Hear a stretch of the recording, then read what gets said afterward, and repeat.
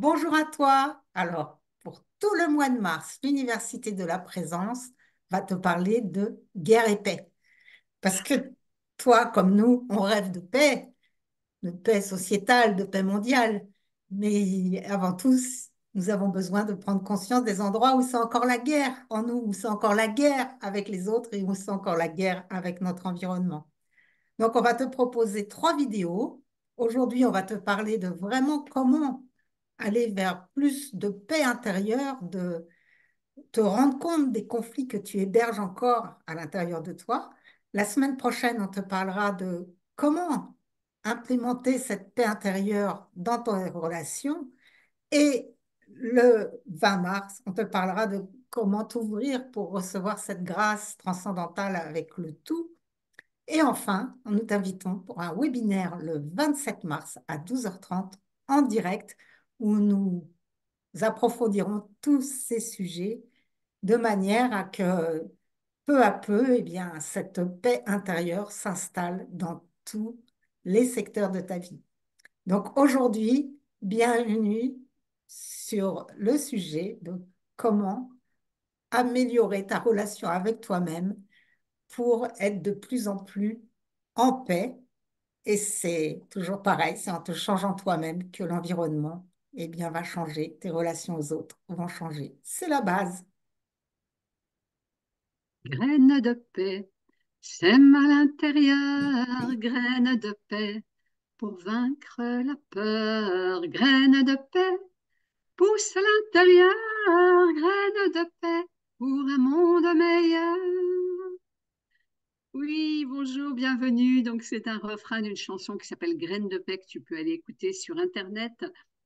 C'est un sujet auquel j'ai consacré du temps et beaucoup d'amour parce que j'en avais tellement besoin. En fait, je suis née donc dans une famille très nombreuse et autour de la table, c'était un peu la guérilla. Bon, pas tout le temps, hein, mais en même temps, chacun devait prendre son poste. Et alors moi, c'était quoi mon poste en fait? Et c'est comme ça que je me suis rendu compte que je me conformais. En fait, je faisais d'abord une analyse systémique de mon environnement et je cherchais à être en concordance avec l'un avec l'autre, mais comme les personnes n'étaient pas d'accord, ça me mettait en miroir mes conflits intérieurs.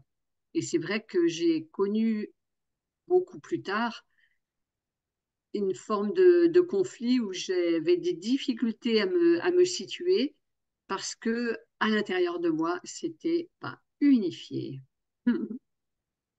Alors, toi qui as de grandes valeurs spirituelles, parce que tu regardes les vidéos comme les nôtres, il y a un piège vraiment très profond qui est de vouloir s'identifier à l'idéal projeté. C'est-à-dire que nous avons un idéal, et moi, par exemple, j'avais l'idéal de devenir pranique. Et j'ai rencontré Reine Claire de l'école de vie consciente au Canada qui a été pranique. Pendant 10 ans, j'ai vraiment approfondi les enseignements du Gaia Yoga qu'ils transmettent. Et pendant 10 ans, je me suis jugée de ma gourmandise. Et je me suis interdit d'être heureuse à cause de ma gourmandise. C'est caricatural quelque part. Et pour autant, vraiment, je me suis culpabilisée de mon incapacité à devenir pranique comme l'idéal auquel j'aspirais, parce que pour moi, c'est l'idéal de paix intérieure et de non-prédation, en refusant ma partie humaine, animale. Un exemple de conflit très profond, qui ensuite peut se manifester dans mon environnement, en critiquant ceux qui sont gourmands, par exemple, mes enfants qui mangent de la fameuse pâte à tartiner.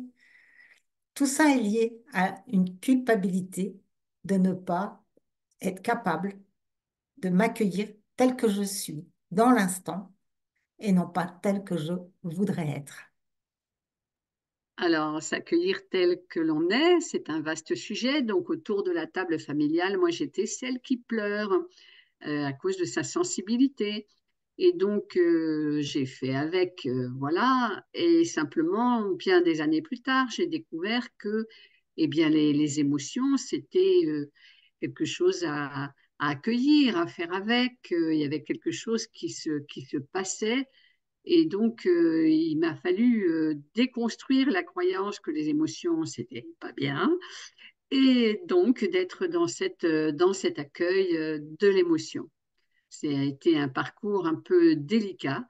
Et au final, ça m'a conduit à la sensibilité, c'est-à-dire que c'est ce ressenti, hein, donc là, c'est plus au niveau du corps directement, du corps physique, alors que là, je parlais du corps émotionnel.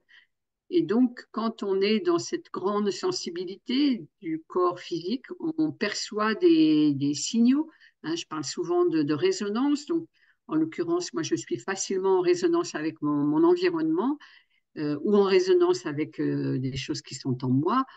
Et cette résonance, elle fait que il y a quelque chose qui a besoin d'être accueilli de moi-même à moi-même, c'est-à-dire accepter cette sensibilité pour faire avec.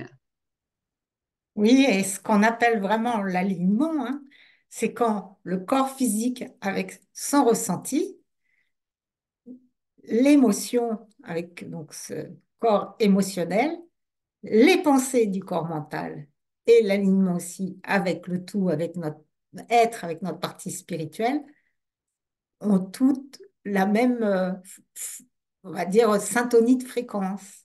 Et là, c'est la paix intérieure. Et la guerre, eh bien, c'est Grand Corps Malade qui a dit, il a une chanson extraordinaire, pas vulgaire, qui dit par là mes couilles et par ma tête. Et il parle de la différence entre ce que lui raconte ses couilles, sa tête, son cœur. Et je la trouve extraordinaire sur justement cette prise de conscience de qui parle à l'intérieur de nous, qui parle le plus fort. Et il y a un petite vigilance, je trouve, que je peux te partager là. C'est la maladie, on va dire, du yaka faucon. Et je dois. C'est-à-dire, quand tu entends à l'intérieur, il faut, je dois, ça se fait, c'est comme ça. Tu sais qu'à l'intérieur, c'est comme une autorité liée à des croyances sociales qui t'ont été inculquées ou que toi-même as internalisées, qui t'invitent à adopter un comportement mais que tu te sens obligé d'adopter, mais qui n'est pas en relation avec ton ressenti profond, avec ton être profond. Là, tu peux dire, ah, là, je repère un conflit. Oui, alors ça parle bien, hein, c'est Yaka Faucon, et effectivement, le fait de se conformer. Et pour moi, ce que ça a donné, c'est qu'à un moment, il y a une dissonance. Vous savez, on parle parfois du puzzle, c'est-à-dire les parties de soi qui sont là, puis qu'on a des difficultés à rassembler. Et en fait, ce puzzle, il était lié à ça, c'est-à-dire se conformer d'un côté au niveau social, se conformer au niveau familial, se conformer au niveau affectif. Et là, soudain, le fait de descendre, en fait, pour moi, c'était plus un approfondissement, un lâcher-prise de toutes ces projections et de retrouver mon noyau qui fait qu'il y a une unicité intérieure qui m'a permis de trouver cette paix et de me poser, de cesser d'être tiraillée par ici, par là, je dois aller ici et là. Et donc le puzzle qui se met en place et mon intégrité qui s'installe. Et là, mon intégrité, elle va aller ouvrir la porte à un prestataire qui vient à la maison. Eh bien, très bien, ma Marie-Christine. Et moi, je vais terminer cette vidéo en vous rappelant que la semaine prochaine, on va vous parler de l'unité avec les autres, la semaine suivante, de l'unité avec le tout. Et je t'invite à retenir la date je vérifie, parce que les dates et moi, c'est souvent un peu aléatoire, le 27 mars à 12h30 pour un webinaire en direct où nous allons approfondir ces trois volets: la paix en soi, la paix avec les autres, la paix avec le tout. Et nous sommes toujours heureuses de te lire, de lire tes commentaires, tes intégrations, tes questions, afin de répondre au mieux à tes aspirations. Et merci aussi de liker cette vidéo si elle t'a plu et de la partager afin de soutenir eh bien, nos- notre ouvrage. À bientôt. Merci.